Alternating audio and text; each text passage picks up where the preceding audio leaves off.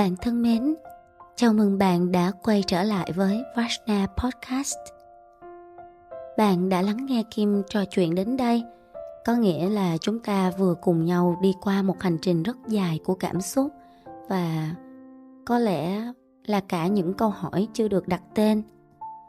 Từ 2 phần của tập podcast đặc biệt số 10 rồi tới phần đầu của tập podcast 11, Kim tin rằng bạn cũng đã từng chạm đâu đó trong lòng mình những vết nứt của niềm tin, ngọn lửa tử tế tưởng chừng như đã tắt, hoặc đơn giản là một chấp niệm nào đó mà bạn từng cho rằng đó chính là lòng tốt. Chính bạn, một con người tử tế, cũng đã có thể từng mang theo một chấp niệm đẹp như Kim vậy đó. Chấp niệm rằng mình phải tử tế, phải luôn giúp đỡ, phải cho đi, phải bao dung đến tận cùng, dù có đôi khi chính mình bị mệt mỏi, chính mình bị lừa. Kim hiểu cảm giác đó, vì Kim cũng đã từng như thế. Kim đã từng nghĩ là chỉ cần sống tốt thì cuộc đời sẽ đối đáp với mình bằng những sự dịu dàng. Nhưng rồi càng đi, càng cho, càng dốc lòng dốc sức, Kim mới hiểu rằng chỉ tử tế thôi là chưa đủ. Nếu bạn không có trí tuệ, tử tế sẽ trở thành một gánh nặng, một áp lực tinh thần. Nếu không có ranh giới, tử tế sẽ dễ bị người khác lợi dụng. Và nếu không biết về tình thương cho chính mình, thì tử tế khi ấy nó sẽ như một vết thương âm ỉ rỉ máu. Kim cũng đã từng bị lừa nhiều lần. Không chỉ là câu chuyện của N hay anh Tấm mà bạn đã nghe trong các tập trước, mà còn là nhiều mảnh ghép khác trong hành trình. Có những lúc Kim tưởng mình đang cho đi bằng tình thương, nhưng hóa ra lại là đang giữ lấy một nỗi sợ. Sợ người khác bị tổn thương, sợ mình không còn xứng đáng là người tử tế nữa. Rồi Kim cũng nhận ra, có khi điều mình giữ lại không phải là tình yêu thương nữa, mà nó chính là những nỗi sợ. Sợ người khác đau, hay sợ chính mình không còn là một người tử tế. Điều này nó thường diễn ra bên trong của mỗi người chúng ta. Rồi từ những khoảnh khắc đó, khi tất cả những vết thương đó đều đã trở thành những bông hoa, một cánh cửa khác nó đã mở ra. Không còn là cố gắng trở nên tử tế nữa, đó không còn là một chấp niệm cần được bảo vệ, mà nó chuyển hóa thành một nguyện lực rất tự nhiên bên trong Kim. Lúc này thì mình vẫn cho đi, nhưng không vì nỗi sợ là mình muốn làm điều tốt, mà mình không cần ai công nhận điều đó là xứng đáng hay không. Là khi mình biết nói không với sự thấu hiểu và kiên định. Khi lòng tốt không còn là một phần nghĩa vụ hay trách nhiệm, nó sẽ trở thành một dòng chảy tự nhiên như hơi thở vậy. Ngay tại khoảnh khắc này, khi hơi thở của bạn lắng xuống và con tim vừa chạm vào những ký ức còn ấm ấm, Kim muốn mời bạn bước tiếp phần 2 của podcast số 11, nơi câu chuyện không dừng lại ở nỗi đau của sự chấp niệm, mà bắt đầu hé mở cánh cửa của nguyện lực. Kim sẽ cùng bạn quan sát kỹ hơn, làm thế nào để ta có thể rút chiếc neo chấp niệm lên mà không đánh mất giá trị đẹp đẽ ban đầu của những lý tưởng cao đẹp. Rồi làm thế nào để luyện cho chiếc buồm nguyện lực nó đủ rộng, đủ bền, đủ linh hoạt để ta có thể vươn tới những hành động táo bạo mà vẫn không phai nhạt sự dịu dàng. Bạn hãy ngồi xuống thật thoải mái nhé. Có thể nhắm mắt hoặc đặt một tay lên tim mình và để tiếng nói này trôi nhẹ như dòng nước ấm đi qua bạn, không vì điều gì, chỉ là để cùng bạn ở đây. Bởi lẽ có thể chúng ta sẽ không chỉ lắng nghe câu chuyện của Kim, mà còn là đang chuẩn bị viết lại câu chuyện của chính bạn bằng nguyện lực, bằng tình thương, bằng đôi mắt biết nhìn và bằng một đôi chân sẵn sàng bước đi trên mặt đất vẫn còn lắm gập ghềnh. Dành cho những bạn lần đầu tiên đến với podcast này, bạn nên nghe lại từ tập podcast số 10 phần 1 chuỗi series về sự tử tế liên quan tiếp nối đến chủ đề mà Kim chia sẻ ngày hôm nay. Kim sẽ dẫn link ở dưới phần bình luận. Nếu bạn đã sẵn sàng, chúng ta sẽ bắt đầu buổi trò chuyện ngày hôm nay ngay bây giờ. Bạn thân mến, sau tất cả trải nghiệm từ những bài học về sự phản bội và bị lợi dụng, Kim đã thấm thía một điều. Đó là lòng tốt, nếu không đi cùng tỉnh thức, sẽ dễ trở thành một cánh cửa dẫn đến tổn thương. Vì lòng tốt không có biên giới sẽ khiến ta không còn phân biệt được ranh giới giữa cống hiến và hy sinh, giữa cho đi và bị lấy đi. Tin tưởng vốn dĩ là một điều đẹp đẽ, nhưng nếu tin mà không thấy rõ, nếu tin để khỏa lấp những mong cầu vô thức, thì niềm tin đó không còn là sức mạnh. Nó trở thành một kẽ hở. Và đôi khi, chính những người khiến ta tổn thương nhất lại là tấm gương chân thật nhất. Nó phản chiếu những vùng mù bên trong ta, về những điều ta chưa dám đối diện, chưa dám thừa nhận, về những kỳ vọng mà ta áp lên người khác, mà lại gọi đó là tin tưởng, yêu thương hay lý tưởng sống. Và rồi, thứ ta giữ chặt lấy trong tay lại là một sự chấp niệm. Khi gọi là chấp niệm thì Kim ý thức được vì thật sự có những điều trong cuộc đời này ta không dễ để buông. Không phải vì nó quá lớn lao, cũng không hẳn vì nó quá đẹp đẽ, mà bởi vì trong khoảnh khắc ta đã dốc hết lòng, dốc cả trái tim để tin, để mơ, để dấn bước. Thì khi điều đó không được như ý, nỗi đau lại không chịu rời đi, dù mọi thứ nó đã trôi xa rồi. Nên nó chính là chấp niệm. Chấp niệm không chỉ là nhớ, không chỉ là thương, mà là khi tâm của ta bị buộc vào một điều đã không còn phù hợp với hiện tại, nhưng ta vẫn cứ bám vào một cách mãnh liệt, như thể nếu mà buông ra thì mình sẽ vỡ vụn vậy. Kim thật sự đã trải nghiệm như thế, đã từng đặt trọn niềm tin rồi trở thành nạn nhân của N trong một kế hoạch lừa đảo công phu mà lại được tổ chức một cách bài bản. Kim cũng đã từng trao hy vọng cho một người bạn mà mình trân quý, để rồi những gì mình tha thiết mong mỏi lại bị dùng như một công cụ để phục vụ cho mục đích của họ. Vì sao? Vì chấp niệm. Vì Kim từng nghĩ mình buộc phải làm được điều này để tử tế, để đúng với lý tưởng, để thực hiện được trách nhiệm, sứ mệnh mà mình hằng mong mỏi, để mình thật sự có thể mở những quỹ từ thiện mà mình luôn ấp ủ. Nhưng khi lý tưởng trở thành điều mà ta phải có cho bằng mọi giá, thì nó không còn là lý tưởng nữa, mà nó chính là sự trói buộc. Nhiều người sẽ cho rằng để thoát ra khỏi chấp niệm là mình phải quên đi, phải buông xuống hoặc không nghĩ tới nữa. Nhưng với Kim thì không như vậy. Càng ép mình buông thì tâm càng níu giữ. Vì chấp niệm không nằm ở ký ức, mà nó nằm ở mối ràng buộc giữa ký ức và cảm xúc chưa được chữa lành. Buông ra chấp niệm sẽ không có nghĩa là quên, không phải ép mình buông bỏ, mà là ta nhẹ nhàng tháo gỡ từng lớp trói buộc trong tâm, chấp nhận sự thật và mình chọn đi tiếp nhưng không ràng buộc nữa. Có những thứ ta không cần phải quên, chỉ cần không để nó cầm tù ta nữa. Ai cũng có những chấp niệm của riêng mình, nhưng nếu nó làm bạn tổn thương và đau khổ, đừng vội xua đuổi nó mà hãy yêu thương lấy nó. Bởi chấp niệm không phải là lỗi, nó chỉ là một vùng đau chưa được lắng nghe.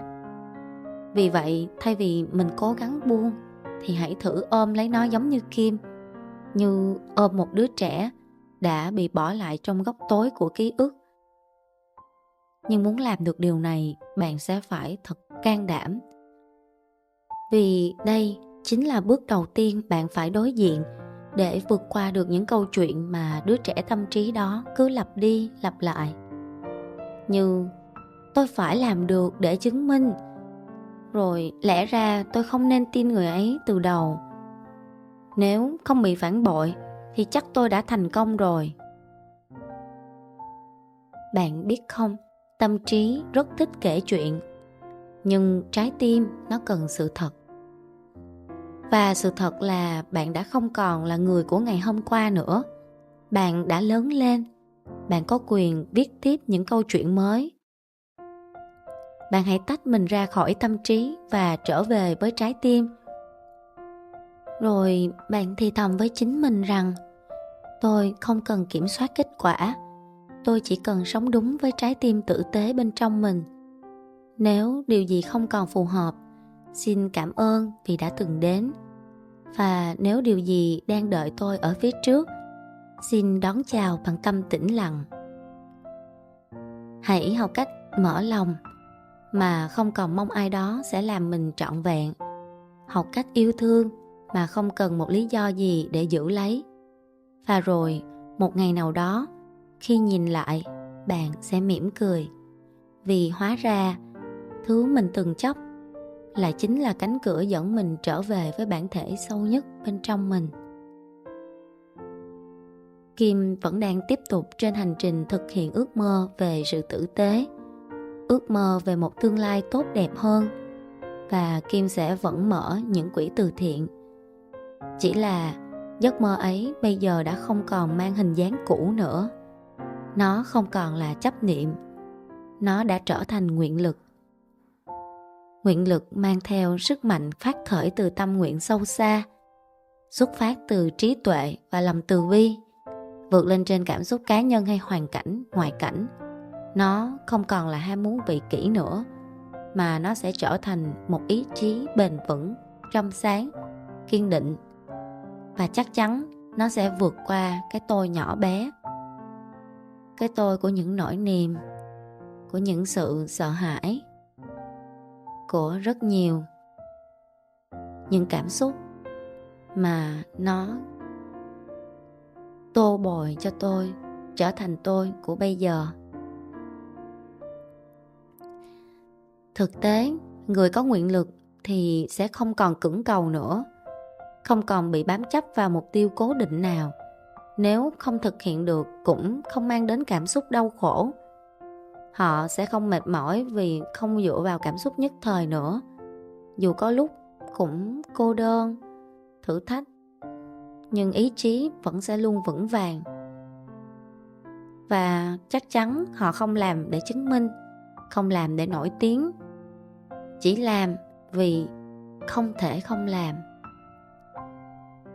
Trong Karma Yoga của yoga cổ điển, khi một người thực hành con đường Karma Yoga thì sẽ làm mà không gắn kết với kết quả, chỉ hành động mà không hề gắn kết vào bất kỳ kết quả nào. Với Kim, chính ánh sáng từ nguyện lực ấy, nó đã trở thành nguồn sức mạnh để làm nên những điều tưởng chừng như không thể. Khi một trái tim không còn bị điều khiển bởi sợ hãi hay kỳ vọng, nó có thể vượt qua mọi giới hạn mà trước đây chính mình cũng chưa từng nghĩ tới. Bạn biết không, từ nguyện lực ấy, Kim đã đủ sự thôi thúc để miệt mài nghiên cứu tu dưỡng, đủ dũng cảm để đặt cược cả mạng sống trong hành trình trở về Himalaya. Những chuỗi ngày đau khổ đến cùng cực trong cái giá lạnh, và một mình thiền định dưới cái lạnh âm 25 độ, không đồ bảo hộ giữ ấm gì, để thực nghiệm phương pháp do mình tạo ra. Nó chứng minh cái sức mạnh nội tại đấy. Kim cảm nhận được mình vững vàng, mình đủ kiên trì để từng bước sẽ trao Hama Breath, phương pháp thở đã được chứng minh bằng chính cái mạng sống và cái sinh khí của mình, để đến với cộng đồng một cách vô vị lợi. Từ cái nguyện lực này, Kim sẵn sàng đối mặt với những lời chỉ trích, những sự nghi vấn chính đáng của mọi người khi đưa ra những lời cảnh báo thiên tai mà đa số là mọi người cho rằng nó là vô căn cứ. Vì Kim tin rằng những điều đó cần được nói ra để giúp cho ai đó tránh được những điều không may. Và cũng từ nguyện lực ấy, các chương trình cộng đồng, các hoạt động thiện nguyện, khám chữa bệnh miễn phí, những hành trình gian nan, những lần chữa lành cho người nghèo khổ đau đớn, nó không còn là việc cần làm, mà nó là biểu hiện tự nhiên của một trái tim không thể không trao đi. Một trái tim đã thấu hiểu chắc chắn sẽ không thể không trao đi các bạn ạ. Nguyện lực, khi nó được thắp lên từ nơi sâu thẳm nhất của nội tâm, nó sẽ không cần được công nhận. Nó lặng lẽ, kiên định, cháy đều như ngọn lửa sống. Và Kim tin ngọn lửa ấy sẽ âm thầm thắp sáng những ai có duyên chạm tới, để rồi từng bước, từng người sẽ cùng nhau bước vào ánh sáng. Cùng nhau chúng ta lan tỏa ánh sáng này ra khắp thế gian. Nhưng sự thật là không phải ai cũng dễ dàng thấu hiểu được những gì Kim đang làm hay những giá trị mà Kim mong muốn hướng tới. Khi nhắc về từ thiện, phần đông thường mọi người sẽ nghĩ về những hành động cụ thể như là quyên góp tiền bạc, xây nhà tình thương, phát gạo, tặng quà.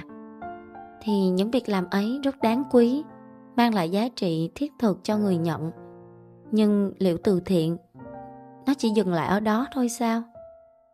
Có chăng chúng ta đang nhầm lẫn giữa hình thức của từ thiện và bản chất sâu xa của lòng từ nhân?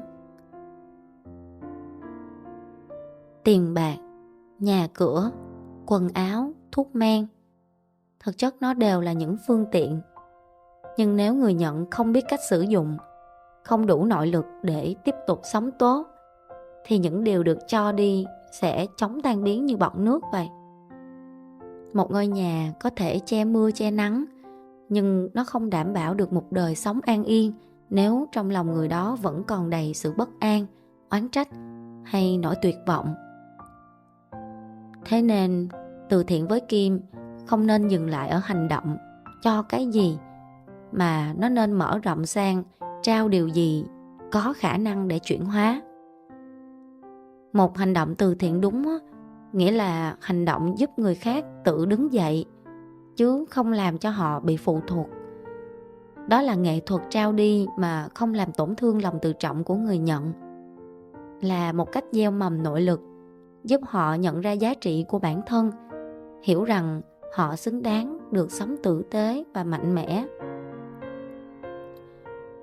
Với Kim, từ thiện không phải là một hành vi nhất thời, mà là một trạng thái sống và trao đi trạng thái sống.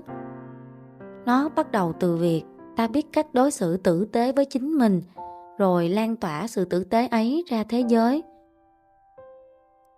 Nếu một người chưa từng học cách yêu thương bản thân mình một cách trọn vẹn, thì sẽ khó lòng yêu thương ai đó mà không vô tình áp đặt hoặc làm tổn thương họ. Khi tâm của ta đủ hiểu biết, ta sẽ không chỉ cho bánh mì, mà còn nghĩ cách để người khác có thể tự làm ra bánh. Rồi khi tâm ta đầy tình yêu thương đúng đắn, ta sẽ không làm việc thiện để thỏa mãn cái tôi, mà để kết nối và làm giàu cho giá trị của con người, cho xã hội, cho những cái chung. Bây giờ, rất là nhiều hoạt động thiện nguyện nó trở thành những cơn mưa rào, đến nhanh và đi cũng vội. Nó để lại sau lưng là những lối mòn lệ thuộc. Nhưng từ thiện đúng đắn còn đòi hỏi sự suy nghĩ dài lâu, sự thấu hiểu hoàn cảnh, sự tôn trọng cá tính và văn hóa của người nhận. Đó là việc gieo một hạt giống nơi tâm hồn, chứ không phải chỉ trồng một cái cây rồi bỏ quên luôn. Từ thiện, theo Kim, thật sự cần trí tuệ để không rơi vào cảnh ngộ nhận mình là người cứu giúp. Không phải chỉ là cho đi những gì ta có, mà ta đến để đánh thức điều tốt đẹp nơi người khác bằng tất cả sự hiểu biết, tình thương và trách nhiệm nơi chính ta. Là ta luôn giữ được cái tâm khiêm nhường, biết rằng mình cũng đang được người khác ban tặng cơ hội để ta lớn lên trong tình yêu thương. Chính cái người đi từ thiện cũng đang là người được nhận lãnh trong hành động cho đi, vì cho đi là còn mãi mà. Trong bức tranh xã hội hôm nay, Vẫn luôn có những mảng màu ấm áp lấp lánh mà bạn vẫn có thể nhìn thấy. Những đoàn xe cứu trợ rẽ nước mang theo bao gạo, thùng mì, chiếc áo khoác được gấp gọn gửi về miền rét. Hàng nghìn người lặng lẽ hiến máu sau một tin khẩn. Lòng trắc ẩn, nó như mạch nước ngầm kiên nhẫn, nó vẫn len lỏi nuôi dưỡng cộng đồng. Nhưng cũng có những lúc mạch nước ấy bị khoét cạn bởi lợi ích riêng. Đáng buồn thay, những điều đó nó đang ngày càng xuất hiện nhiều hơn và càng làm xói mòn đi niềm tin của chúng ta. Có một sự thật đáng buồn là ngày nay nhiều người gom góp niềm tin đại chúng rồi biến thiện ý thành cái vốn đầu tư, biến những hoàn cảnh khó khăn thành sản phẩm, biến những mạnh thường quân thành nhà đầu tư bất đắc dĩ cho những toan tính cá nhân. Rồi mỗi lần sự thật vỡ lỡ là mỗi lần lớp hoài nghi phủ lên thêm những tấm lòng chân thành, thì niềm tin nó càng bị co rút về sau những cánh cửa đã được đóng kín. Như bây giờ có thể thấy là nhà ai sáng đèn nhà ấy. Hàng xóm thì ngại cất lời. Có khi người ta sẵn sàng chuyển khoản đến một cuộc kêu gọi xa xôi để cho nhẹ lòng, hơn là việc gõ cửa hỏi thăm bà cụ neo đơn ở cuối ngõ. Đúng không các bạn? Có lẽ nhịp sống tất bật, gấp gáp vốn có hiện tại, cộng với cái thói quen định lượng mọi thứ, nó đã vô tình đẩy thiện nguyện vào vĩ đạo của việc. Giống như là dịch vụ ăn liền vậy. Nhanh gọn nè, dễ thống kê, dễ lan truyền. Rồi báo cáo lấp lánh con số, hay là bao nhiêu suất quà, bao nhiêu căn nhà, bao nhiêu hộ được thoát nghèo. Nó đã trở thành cái thước đo danh tiếng. Kim không đánh đồng tất cả, nhưng sự thật bạn có thể nhận thấy hoạt động thiện nguyện ngày nay nó không đơn thuần như vốn dĩ bản chất của nó, khi mà có quá nhiều mục đích tư lợi lại núp dưới bóng của thiện nguyện. Khi những giá trị xuất phát từ tâm nó đang được quảng bá như chiến dịch marketing vậy. Bây giờ nó như thế thì dần dần nó sẽ hình thành nên cái phản xạ quen thuộc của công chúng là: ôi, có phải cô đó đang tạo một cái chiêu trò đánh bóng tên tuổi không? Hay qua cái hoạt động thiện nguyện này thì ai sẽ là người hưởng lợi? Rồi mục đích đằng sau của cái chương trình thiện nguyện này là gì? Sẽ có rất nhiều những câu nghi vấn như thế từ cộng đồng hay từ chính những người nhận nữa. Vì sự tiêu cực ở đó nó đã quá nhiều rồi, nên cảm xúc đồng điệu nó dần bị lùi lại ở phía sau. Còn sự minh bạch tài chính, sao kê nó trồi lên thành điểm nóng, đôi khi nó còn lấn át cả giá trị nhân văn ban đầu. Kim đã nếm trải thực tế ấy. Nhiều lần Kim gặp gỡ, đề xuất một chương trình thiện nguyện cộng đồng, thì câu hỏi đầu tiên được tiếp nhận thường là: cô có bán sản phẩm gì không? Rồi động cơ thương mại ở đâu? Chứ không phải hoạt động này tạo ra giá trị gì. Họ thật sự e dè. Điều này cũng là điều dễ hiểu, dễ thông cảm. Có lẽ vì họ đã quá quen với những mô hình thiện nguyện chớp nhoáng, phải có ảnh đăng ngay hay phải rầm rộ để tạo được cái hiệu ứng truyền thông, và sau đó là một cái nguồn lợi đến khi mà họ bán được một cái sản phẩm gì đấy. Và một điều cũng không thể phủ nhận, đó là thói quen, hiệu ứng nhu cầu phải có hình ảnh đăng tải ngay khi người ta tôn vinh giá trị vật chất lên hàng đầu cũng đã gây ảnh hưởng không nhỏ. Nó cổ súy cho xu hướng chấp nhận nhanh gọn. Bây giờ người ta thích những chương trình ngắn hạn, có phần thưởng ngay, mang tính hình thức hay rầm rộ hô hào hơn, biến những cái hoạt động hỗ trợ dài hơi như là Kim muốn làm nó trở nên khó khăn hơn. Ví dụ như là những cái hoạt động dài hơi, hướng dẫn canh tác, dạy nghề, tư vấn tâm lý hay là chữa bệnh thiện nguyện mà cần có thời gian, thì bây giờ nó lại trở thành cái lựa chọn kém hấp dẫn, vì tác động khó chụp ảnh check-in vì chưa có kết quả ngay lập tức. Rồi thêm vào đó, mỗi vụ lừa đảo thiện nguyện bị phanh phui thì không chỉ là làm mất tiền mà nó còn bào mòn cảm giác an toàn của những người trao tặng hay những người được nhận, hoặc là những người liên quan đến các sở ban ngành. Bây giờ vết thương niềm tin nó càng sâu thì hệ miễn dịch cảm xúc càng dày.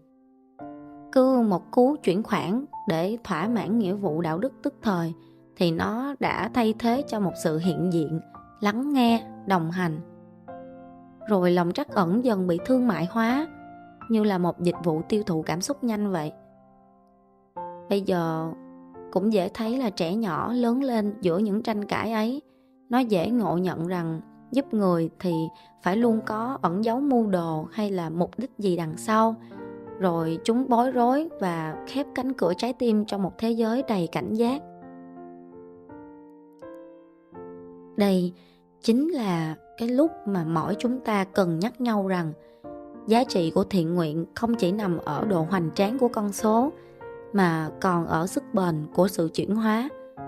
Một bàn tay nắm lấy một bàn tay, một kỹ năng được trao, một mối dây tin cậy được nối dài, những điều mà thật ra là không đo đếm được bằng tiền, nhưng nó sẽ nuôi dưỡng và phát triển cộng đồng một cách bền vững. Và chính những sự ảnh hưởng của xu hướng xã hội, nó cũng đang tác động đến quan điểm của chúng ta về từ thiện. Sự rụt rè, sợ hãi, thiếu tin tưởng bây giờ bủa vây. Kim trước đây cũng như vậy mà. Cũng tự mình đi vào những vùng thiên tai, cũng tặng hiện vật, cũng trao gửi đi những món quà. Nhưng Kim luôn cảm thấy còn có điều gì đó thiếu. Nó chưa thật sự là đủ. Cho đến khi nhận thức, tư tưởng đã hoàn toàn thay đổi, chấp niệm được thay thế bằng nguyện lực, thì nhiều điều đã trở nên không đúng đắn với Kim bây giờ nữa. Bởi lẽ người ta đã lượng hóa cái từ thiện như vậy, nên thông thường khi nhắc tới từ thiện, nhiều người sẽ mặc định rằng phải thật đầy đủ cho bản thân, thậm chí là phải dư dả thì mới nên lập quỹ, trao quà hoặc giúp đỡ người khác. Quan niệm ấy, các bạn biết không, nó đã khiến cho chúng ta cứ phải chờ no đủ hoàn toàn, rồi mới nghĩ đến chuyện sẻ chia hay giúp đỡ. Hệ quả là không ít hoạt động hỗ trợ được thực hiện, nó chỉ để đánh bóng tên tuổi hoặc mong cầu tích đức sau khi đã quá giàu sang, trong khi giá trị nhân văn thực sự thì lại bị phai nhạt. Về mặt xã hội thì lập luận này không sai, nó bảo vệ trách nhiệm căn bản. Nhưng nếu tuyệt đối hóa, ta sẽ đánh mất đi tinh thần đồng nhân tương ái, vốn là cái điều nuôi dưỡng hạnh phúc lâu dài. Hồi trước Kim cũng từng chia sẻ với ba mẹ rằng bản thân con cảm thấy rất là may mắn. Gia đình thì luôn chăm lo cho con no đủ nè, không thiếu thốn bất cứ điều gì. Và hơn nữa, Kim lớn lên cũng không phải gánh nặng lo cho ba mẹ, mà bản thân mình chỉ cần sống tốt, chăm lo tốt cho bản thân và con đường tương lai của mình thôi. Đó chính là những cái mà ba mẹ của Kim mong mỏi. Họ chỉ cần Kim sống tốt, chăm lo được cho bản thân là đủ rồi. Thế nên Kim muốn được chia sẻ cái sự may mắn của mình cho mọi người. Kim muốn dành thời gian và năng lực để giúp đỡ cộng đồng. Cả hai đều rất là mừng vì con gái của mình nó biết suy nghĩ. Thế nhưng sau niềm vui ban đầu lại luôn là những cái lời nhắc đầy lo lắng của họ. Kiểu như là: con đã thật sự ổn định cho bản thân mình chưa? Con muốn đi giúp đỡ người khác thì bản thân cũng phải có đủ, phải tích lũy được cũng khá là dư đủ đấy. Ba mẹ đâu có thể lo cho con cả đời. Rồi nếu một ngày mà chúng ta ra đi rồi, con lấy cái gì làm chỗ dựa? Nói chung con phải chắc tay về tài chính, rồi hãy tính đến cái chuyện cống hiến, con hiểu không? Đó, ba mẹ Kim luôn nhắc nhở như vậy. Mà ba mẹ nói vậy cũng không phải vì ba mẹ thiếu lòng nhân ái đâu, ba mẹ Kim là cái người đã dạy cho Kim hiểu được cái sự giúp đỡ, sẻ chia và sống tử tế trong cái cuộc đời này nó quan trọng như thế nào mà. Nhưng mà Kim hiểu, có vẻ là vì gánh nặng chăm lo bảo bọc cho con cái suốt nhiều năm trời, nó đã trở thành cái phản xạ tự nhiên của họ rồi. Trong mắt họ thì gia đình cũng khá đủ, vẫn chưa phải là dư dả, mà phải là có một cái công việc được xã hội gọi tên, tích lũy được một khối tài sản khá là nhiều rồi thì mới có căn bản để nghĩ đến việc giúp đỡ người khác nhiều hơn. Chưa kể tới việc khi mà Kim đề cập thành lập quỹ từ thiện á, thì với thế hệ ba mẹ Kim thường là những người sở hữu cũng khá nhiều tài sản, có cơ ngơi, phải là trăm nghìn tỷ rồi thì mới lập quỹ từ thiện, làm những việc thiện nguyện hay là những cái chương trình hỗ trợ xã hội quy mô. Mà với Kim thì khác. Thật ra cội nguồn của sự giúp đỡ đúng là nó cần xuất phát từ một trái tim biết đủ. Nhưng đủ ở đây không dựa trên thước đo vật chất, mà là cảm giác trọn vẹn từ bên trong, từ ý thức của mình luôn có một điều gì đó, dù là nhỏ bé, để trao đi. Ví dụ như một người có tiền thì họ có thể đầu tư mua gạo nè, hàng tấn gạo, nhưng chẳng phải họ cũng cần những người khuân vác để trao cái món quà đó đến tận nơi hay sao? Nếu bạn không có tiền, bạn cũng có thể cống hiến thời gian, công sức của mình hay bất cứ thứ gì mà bạn có. Thực tế, ai cũng sẽ có một điều gì đó để có thể trao đi. Nếu chỉ là đủ mà theo ý nghĩa của vật chất thì bạn biết đấy, có ngưỡng tối thiểu vật chất nào đối với nhận thức và hoàn cảnh của mỗi người đâu. Có thể là sự an cư, là ăn mặc, là các nhu cầu căn bản. Nhưng sau cái ngưỡng ấy, cái cảm thức mà chưa đủ thường là do chúng ta có thể so sánh thiệt hơn với những cái trường hợp xung quanh, với nhu cầu mà xã hội đưa ra, chứ thật sự nó không phải là sự thiếu thốn. Vì đầy đủ vật chất nó là cái khái niệm mà luôn có cái sự thay đổi. Không biết bao nhiêu là đủ. Thiếu thì mình biết là thiếu, nhưng đủ thật sự là không biết bao nhiêu là đủ đâu. Cho nên nếu mà chờ đến khi dư dả mới bắt đầu cho đi thì ta sẽ dễ rơi vào vòng lặp. Cái cột mốc để dư thừa nó cứ lùi xa dần theo cái mức sống mà ngày càng tăng như hiện nay. Thì đến khi nào mình mới bắt đầu trao tặng, cho đi hay sống tử tế để mình hạnh phúc tròn đầy được đây? Chung quy nếu ta cho đi và thiện nguyện mà không bị dính chấp bởi sự dư dả vật chất, và lòng tử tế được khởi sinh từ nội tâm ấy, thì hành động sẻ chia nó trở nên giản dị, tự nhiên và bền lâu hơn rất nhiều. Chúng ta thực tế không cần trở thành một ngọn hải đăng đồ sộ rồi mới có thể soi rọi ánh sáng. Đôi khi một cây nến cũng đủ để thắp sáng căn phòng, và chính hơi ấm từ ngọn nến đó nó cũng sưởi ấm cho chủ nhân của nó mà. Mà có một sự thật là thực sự từ thiện chân chính không chỉ là hành động nhân văn, mà nó còn là liều thuốc tự nhiên mạnh mẽ cho sức khỏe của mình nữa. Nó giúp cho chúng ta sống lâu hơn, hạnh phúc hơn và khỏe mạnh hơn. Bởi những người giúp đỡ người khác thực chất cũng đang là giúp đỡ cho chính mình. Mà đây là những kết luận hoàn toàn khoa học đó. Khi mà bạn làm việc tốt, cái hormone oxytocin hay còn gọi là hormone tình yêu được tiết ra và có tác dụng sẽ giảm stress, hạ huyết áp nè, rồi tăng cảm giác dễ chịu.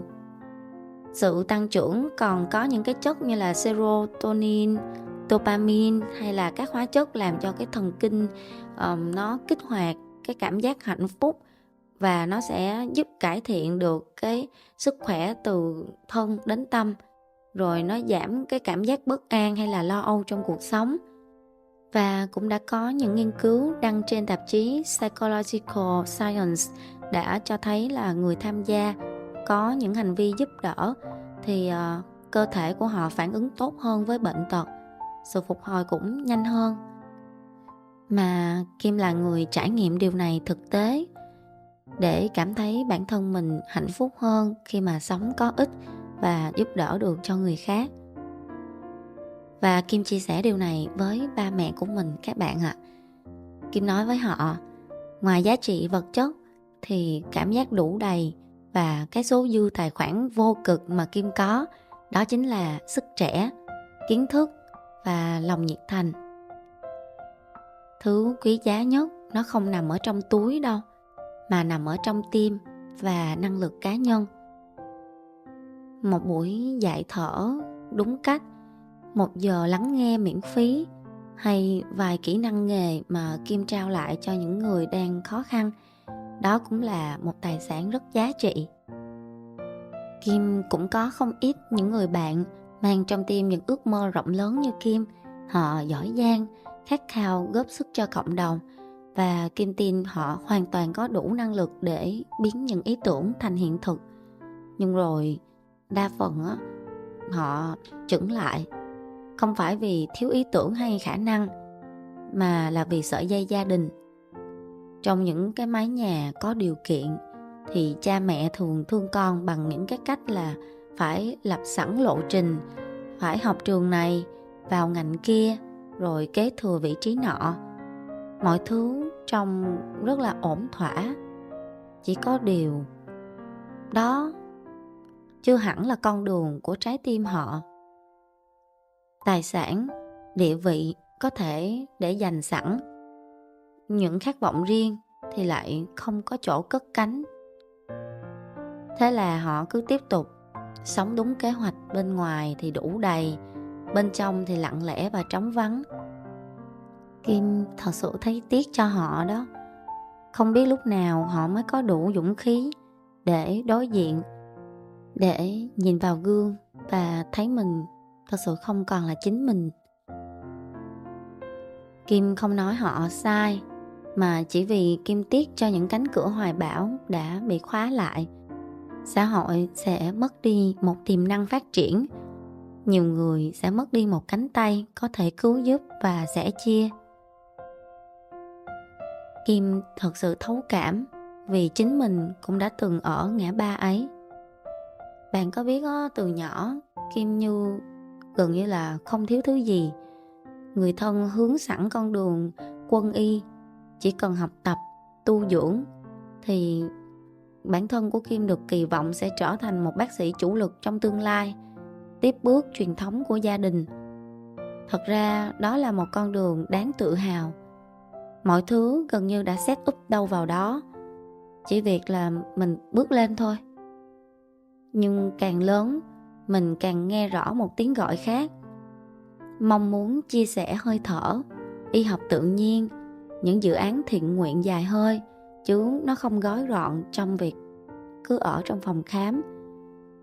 Sự thôi thúc ấy mạnh đến mức mà mình biết rằng nếu mà mình không thử, mình sẽ cứ dây dứt mãi thôi. Vậy cho nên, ngay từ những ngày nuôi dưỡng hoài bão, Kim đã tự nhủ phải đứng trên đôi chân của mình. Nếu đã chọn con đường này, thì mình sẽ phải tự bước đi. Sau tuổi 18, các bạn có tin không? Mình đã ngừng dựa dẫm tài chính gia đình.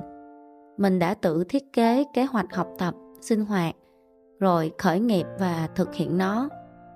Tuy hành trình không phải là dễ dàng, nhưng mà thật sự mình đã có dũng khí để dám thử, dám tách rời khỏi gia đình và cái sự an toàn. Không phải để chứng tỏ hay phản đối cha mẹ, mà là để mình có thể chịu trách nhiệm trọn vẹn cho ước mơ của mình. Nếu mình đã khao khát thì cũng phải dũng cảm gánh lấy. Đơn giản vậy thôi. Nói đến đây thì Kim không có ý cổ suý cho sự phản kháng tiêu cực những gì mà Đấng Sinh Thành đã dành cho ta. Bởi vì cha mẹ che chở cũng là vì tình yêu thương, và ta nên trân quý điều đó hơn bất cứ điều gì. Chỉ là nếu bạn đã chuẩn bị kỹ lưỡng có lý do xứng đáng, khát vọng đủ lớn và tin tưởng nghiêm túc vào con đường đã chọn, thì bạn hãy nhẹ nhàng xin phép ba mẹ của mình cho mình được thử sức. Bạn hãy từ tốn và chia sẻ với họ như những người bạn, những người lớn. Bạn hãy nói cho họ biết, bạn hãy lên tiếng, chia sẻ cái tiếng lòng nỗi niềm của bạn. Và khi đã bước chân vào con đường của mình thì hãy nỗ lực cho tới cuối cùng.